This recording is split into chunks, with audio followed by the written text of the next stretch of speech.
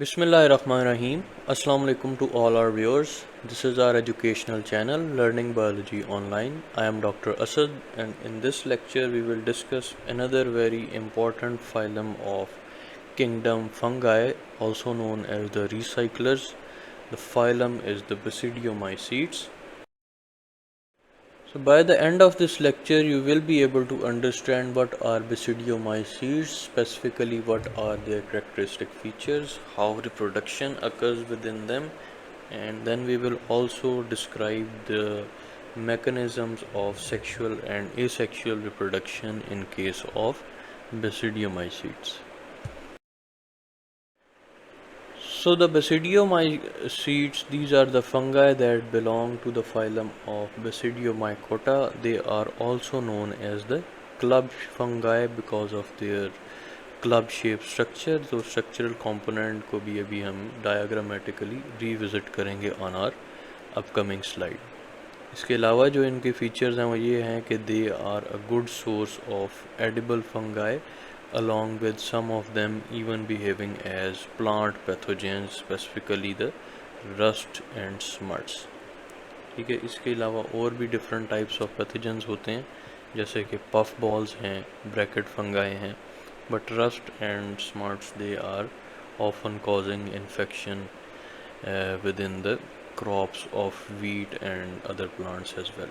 ठीक है, तो जो specific type of reproductive organs होती हैं that are extensions of the hypha, they are known as basidium in case of the basidiomycetes, and we observe different phenomena such as nuclear fusion and followed by meiosis in case of these type of fungi, and their hypha is also separate. That is another very important characteristic feature of different type of fungi. So in case of sexual reproduction in Basidiomycetes, the reproductive specialized organ that is an extension of the hypha is known as basidium. ठीक है, यहाँ पे अब basidium किस तरह से hyphal extension में होता है, as we already know कि हम Basidiomycetes को club shaped fungi भी कहते हैं. तो इसकी classical example जो है that is structure of a mushroom, जिसकी ये माइसीलियम है. माइसीलियम से आगे उसकी जो एक्सटेंशन होती हैं उनको हम हाइफा कहते हैं. ठीक है, इस तरह से जो हाइफा है it forms the fruit body of the mushroom. ठीक है, तो एक स्टेम लाइक पोर्शन है जिसके ऊपर फिर एक क्लब लाइक स्ट्रक्चर इस तरह का मशरूम का अटैच हुआ होता है, जिसकी वजह से हम इसको क्लब फंगाई भी कहते हैं. ठीक है, इस जो फ्रूट बॉडी वाला ये पोर्शन है, इसकी अंडर सरफेस के ऊपर there is presence of gills. ठीक है, लाइक दिस, इस तरह की स्ट्राइशंस ही होती हैं, जिसको कि अगर हम मैग्नीफाई करके देखें तो प्रॉपर हमें ऐसी एक्सटेंशन नज़र आ रही होती हैं. ठीक है, इनको हम गिल्स कहते हैं. गिल्स के आगे जो फर्दर एक्सटेंशंस होती हैं उसको हम कहते हैं, एक सिंगल होगा तो उसको हम बसीडियम कहेंगे. ठीक है, सो this is how it is. ठीक है, ये मशरूम का स्ट्रक्चर है. मशरूम का जो अंडर सरफेस होता है, इस पोर्शन का जो क्लब शेप रीजन है उसके अंडर सरफेस के ऊपर इस तरह से गिल्स होंगे. गिल्स के आगे जो है देयर इज़ प्रेजेंस ऑफ बसीडियम, जिसके ऊपर 4 हैप्लॉइड सेल्स बनते हैं, जो कि हम अभी सेक्सुअल रिप्रोडक्शन के एंड पे उसको हम कवर करेंगे. ठीक है, so basidium is the specialised reproductive organ in case of the basidiomycetes. किस तरह से वो अंडर सरफेस पे प्रेजेंट है.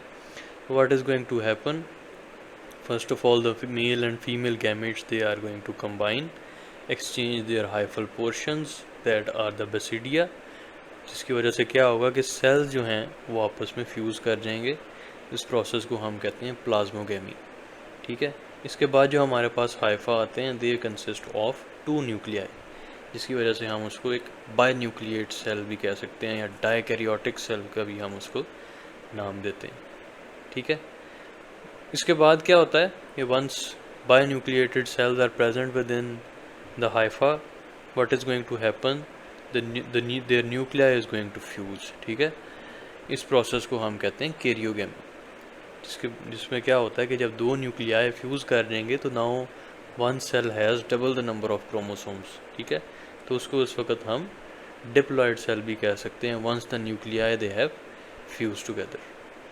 उसके बाद क्या होगा कि एक दफ़ा जब न्यूक्लियाई फ्यूज़ कर गए हैं, डिप्लॉयड सेल यानी कि जाइगोट बन गया हमारे पास, उसके बाद क्या होगा कि जाइगोट विल अंडरगो मियोसिस और वो फिर एक सेल से 4 हैप्लॉयड सेल में ट्रांसफॉर्म हो जाएगा, ठीक है। Later on what is going to happen, the 4 haploid cells that are form they will migrate at the end of the basidium, जिसको कि हमने ऑलरेडी इस पोर्शन में कवर किया। तो ये जो हैप्लॉयड सेल्स होते हैं, इनकी जब फॉर्मेशन हो जाती है तो वो बेसिडिया के इस पोर्शन में आके यूं स्पोर्स की फॉर्म में आके इसके साथ अटैच हो जाएंगे, ठीक है। Supposedly this is a basidium, तो इसके साथ स्पोर्स जो हैं आगे से इस तरह से अटैच हुए होंगे, तो उस वक़्त हम इन स्पोर्स को कहते हैं द बेसिडियोस्पोर्स, ठीक है। तो गिल्स जो हैं that are present on the under surface of the fruit body of the mushroom,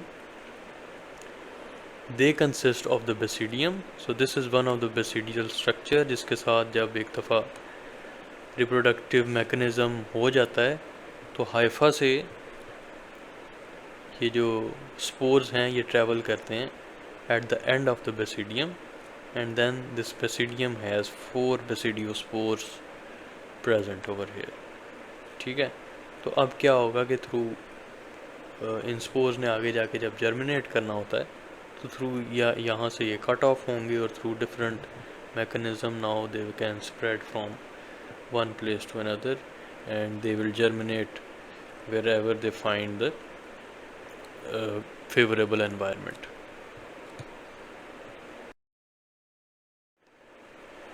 So now before we move towards the asexual reproduction in basidiomycetes, थोड़ा सा मैं हाईलाइट करना चाहूँगा जो अभी तक हमने डिफरेंट टाइप्स पढ़ी हैं basidiomycetes, zygomacetes और ascomycetes। तो उसमें हमने देखा है कि डिफरेंट स्ट्रक्चर्स जो हैं वो बन रहे होते हैं। मैकेनिज़्म सेक्सुअल रिप्रोडक्शन का सेम है, लेकिन सिर्फ डिफरेंट जो स्ट्रक्चर्स हैं या जो हाइफा की रिप्रोडक्टिव स्ट्रक्चर्स हैं वो तमाम की तमाम क्लासिफिकेशन या फाइलम में डिफरेंट थे। जैसे कि एस्कोमाइसीड्स में there was formation of asci that constituted 8 haploid cells finally, ठीक है। तो इसमें क्या हो रहा था बेसिडियोमाइसीड्स के केस में कि हमारे पास जो है वो स्पोर्स एक दफ़ा बन जाते हैं हाइफा में और फिर वो basidium that is reproductive organ और specialised extension of the hypha उसके साथ आके वो अटैच हो रहे होते हैं, ठीक है।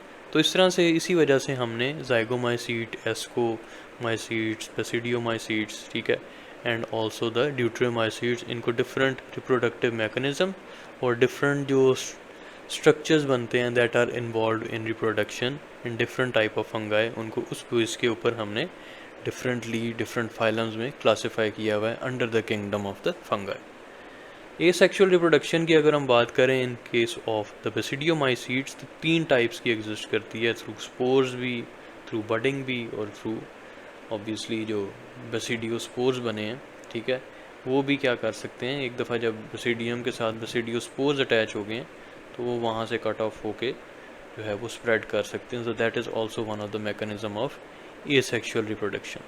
स्पोर्स और बडिंग के केस को हम ऑलरेडी स्टडी कर चुके हैं, ठीक है, कि जो स्पोर्स होते हैं वो स्पेशलाइज्ड कवरिंग में होंगे, लेकिन बेसिडिया के केस में क्या होता है कि बेसिडियम के साथ स्पोर्स अटैच होते हैं आके, ठीक है, उस तरह से ये इनके ऊपर वो एज सच जैसे कि स्पोर्स के केस में कवरिंग है वो बेसिडियम में एग्जिस्ट नहीं करती, ठीक है। बडिंग के केस में क्या होता है कि जो सिंपल यूनिसेलुलर टाइप्स होती हैं बेसिडियोमाइसीट्स की, वो उनका जो एक आउटग्रोथ बनती है और फिर जो सेल जो है वो डिटैच होके एक डॉटर सेल को फॉर्म कर देता है, ठीक है। इस तरह से बडिंग का प्रोसेस होता है। सो इस तरह से 3 different types of asexual reproduction ये एग्जिस्ट कर सकती हैं इन case of different types of basidiomycetes. This is the end of our lecture where we have discussed different types of reproduction of basidiomycetes. So do like our video, share it with other students as well. In the comment section, do mention if you have any relevant question to the topics that we have covered over here. Do not forget to subscribe to our channel. Click the bell button so you can receive new video notifications on regular basis. Thank you very much.